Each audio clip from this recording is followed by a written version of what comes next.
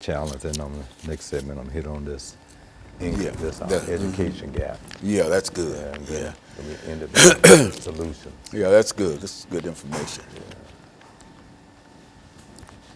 But I was mentioning, I have this colleague, she was accepted into a fellowship at Columbia University. Thank you very much. And it sounds simple to us to understand social structure in those institutions.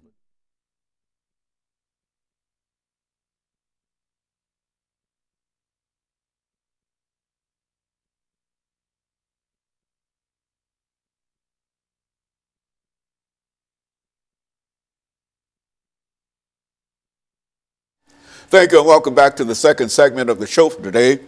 We're talking to Dr. EKSanford8 from Tennessee State University, and he's talking about the influences of social structure on human development. Doctor, before we had our first commercial break, we promised that we would give you an opportunity to talk about some of the institutions and some of the things that influence social structure, that influence human development. And let's start off now by giving you that opportunity. Okay, thank you again. In the last segment, we actually named 10 of the major institutions that make up society. And I think the listening audience or us can always give some thought, but just kind of contextualize the fact that there are those institutions and how we are indeed from birth to where we are right now and going forth very much impacted.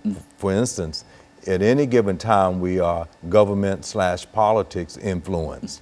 At any time, when we think of the institution of medicine, how we are indeed influenced. If you just think about the institution of the military, we take for granted in many instances that we drive, walk, go wherever we want to go and feel free.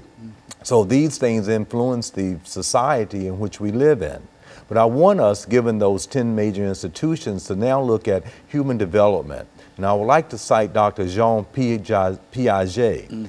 He has these 4 cognitive development stages. And I want us to give some thought to the institutions and how where we are socially located end up impacting our cognitive development. His first developmental stage he refers to as the sensory motor stage, and that's from birth to age 2.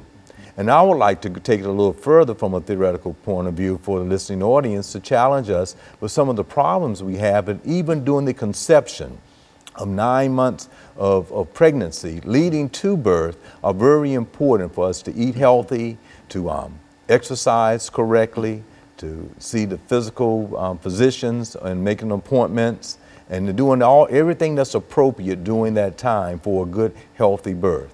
But he indicates that there's something that's going on with the human development even during that sensory motor stage. Now, we need to understand just the senses, and after birth, that those are the things that influence a particular child. So the challenge is, how can we then make a very nurturing environment from birth through the age 2 that a child can learn and develop? And those institutions, the family, having medication, religion, any of them that you can think of will indicate to us that there is some influence going on during that first sensory motor stage. I try to share that we don't need to whip or spank during birth to age 2 because we're dealing primarily with the senses. So many people think that when they tell a little child from birth to 2 to stop doing something that they understand to stop doing and they want to spank them. But they don't. They're just relating to their senses over and over again. You should have that stimulated. So the second developmental stage is referred to as the pre-operational stage.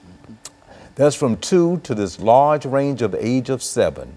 At this particular time, kids can start to understand our influence by what is in their surroundings. They can start understanding colors. When people start reading Dr. Seuss, they can stories to them. They can start identifying with mom, dad, and others at this particular cognitive developmental stage. We're thinking about reasoning at this point, nothing else but reasoning.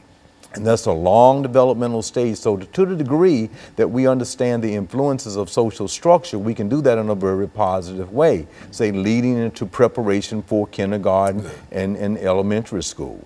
The third operational cognitive developmental stage is that of the concrete. And that goes from 7 to roughly 12 years old. This is where kids can add, multiply, subtract, divide. They understand issues of cause and effect to a certain degree. And during this particular concrete developmental stage, they know right from wrong. They know not to run out into the street if a car is coming. In those early developmental stages, they do not understand those things. The last one is that it's called the formal operational stage at the age of 12 throughout adulthood to where we are and ongoing right now. This says that we have the ability in our cognitive development, our minds, our reasoning ability to be able to think abstractly, to understand a theory, to be able to discuss things and understand the consequences of them, to have cause-effect type of understanding. If I do well in school, I can then be able to prepare myself to go to law school, to graduate school, or to work and to work effectively. That I put this amount of effort in and I can have that outcome. So now, why am I bringing all of this up? I'm trying to link it back to the influence of social structure, thinking if families understood this, then they can place a strong emphasis on the sensory motor stage from birth to age 2 in a different way to try to close an educational gap. If there are certain differences that I'm hoping to get to in the next segment of those gaps that are out there, I'm theorizing very strongly for listening audience that from 0 to 2 is a very important time to do a lot of reading to your child, exposing them to positive effects, allowing them to be able to explore and doing those things in a very positive way at that particular sensory motor from birth to age 2 that leads into 7 to 12. And so in a real sense, Dr. Sanford, all of these things, these are human developments, Yes. which is to say that no matter where humanity might be, that these are the situations that sociologists have said that all humankind in a real sense respond to those developments, those stages that you're talking about. Is that what we're saying here? That's exactly what we are saying. And that these stages of human development is just so important. And I will reiterate it a little bit later, but the reason I'm stressing so strong the social structure, because we look at the institution of economics, where we are socially located at birth, we call that ascribed status. But as we have opportunities to go into school and work very hard, we can achieve certain levels of occupational opportunities and success in life. But if we understand that model that I've just laid out with Piaget and spend time in reading, we can close the gaps in not doing well in school.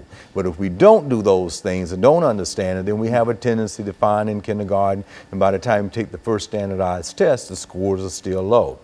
And so in a real sense, Dr. Sanford, we've got 45 seconds before the end of this period. But what you're saying here is that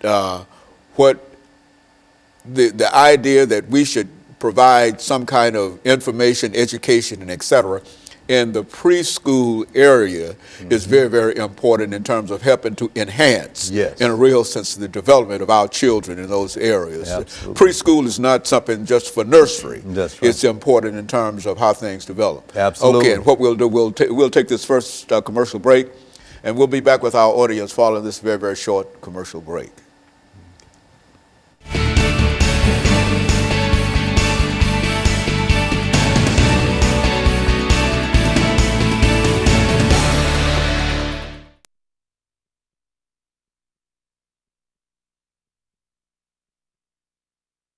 A lot of folks don't seem to believe that that's important, right. you know, and Head Start and all of those things. That's the very, very foundation in terms of what a child will experience. And people have a hard time understanding that. You look at our community, like if you leave here today or during the summer ride down the street from here, go down Jeff Street, you see all our kids out in the street trying to get a donation. You look at the people that do well in school, they're reading about 15 or 20 books over the summer. They do well, you know, if you did that with your granddaughter, and then you see the success. And what we have a tendency to do is over the summer think it is vacation. It's not a vacation. That's right. And so when you see the differences, it's not having anything to do genetically with our capability, is that they're spending more time doing whatever they're supposed to do, whatever humanity in a real sense tells them that they should do. The human experience says that children ought to do this, whatever.